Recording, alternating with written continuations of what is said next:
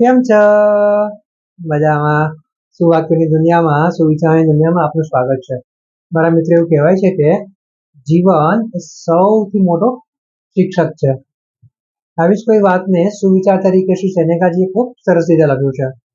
આજનો જે સુવિચાર છે તેનો વિષય છે અધ્યાપન, ટીચિંગ એટલે શીખવવું.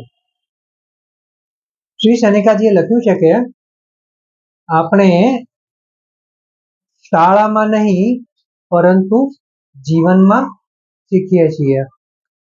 મારા મિત્રો, વાત ખૂબ જ ઊંડી છે અને એટલી જ મહત્વની છે. અહીંયા શ્રી સેનેકાજી સાહેબ જે કહી રહ્યા છે તે એવું કહી રહ્યા છે કે શાળા જરૂરી છે. એવું નથી કે શાળા જરૂરી નથી, પરંતુ શાળામાં જે કંઈ શીખવવામાં આવે છે, જે કંઈ ભણાવવામાં આવે છે, તેમાંની ઘણી બધી વસ્તુઓ તો આજના આપણા જીવનમાં કામમાં પણ નથી આવતી. ઘણા વિષયો, ઘણી વસ્તુઓ એવી હશે કે જે આપણે ખાલી પાસ થવા માટે જ મોઢે કરી હશે, ગોખી હશે અને પરીક્ષા આપીને પાસ થઈ આવીશું, અને આજે આપણને યાદ પણ નહીં હોય. આનાથી આગળ વધીએ તો જો જીવનમાં આપણે કંઈક ઠોકર ખાધી હશે, ક્યાંક આપણે અટક્યા આવીશું, ક્યાંક આપણો નિર્ણય ખોટો પડ્યો હશે અથવા કે આપણો નિર્ણય સાચો પડ્યો હશે, તો તે આપણને એટલી બધી શીખ આપી જાય છે કે આપણે ફરીથી એવું કંઈ પગલું ભરવા જતા હોઈએ ત્યારે આપણે 100 વાર વિચારીએ છીએ. પેલી કહેવત છે ને, દૂધનો દાજ્યો છાશ પણ ફૂંકી ફૂંકીને પીવે. તેવી જ રીતે આપણને જે અનુભવ થયો છે, આપણા જીવને આપણને શીખવાડ્યું છે. એવું નથી કે જીવને આપણને બધા ખરાબ અનુભવો આપ્યા છે, ઘણી સારા અનુભવો પણ હોય છે.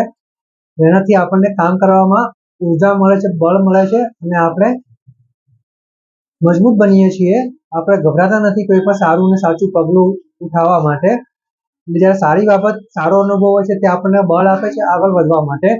અને જ્યારે કોઈ ખરાબ અનુભવ થયો હોય છે, જ્યારે આપણા જીવનમાંથી આપણે શું ખરાબ શીખ્યા હોઈએ છીએ, કોઈ પળે આપણે અટકી ગયા હોઈએ છીએ, તો એ પળ, એ ક્ષણ જીવનનો એ ભાગ આપણને એવું શીખવાડે છે કે આપણે અહીંયા અટકવાનું છે, અહીંયા વિચારવાનું છે, ઘણો સમય લેવાનો છે, લાંબુ વિચારીને પછી જ તેની પર કામ કરીને આગળ વધવાનું છે.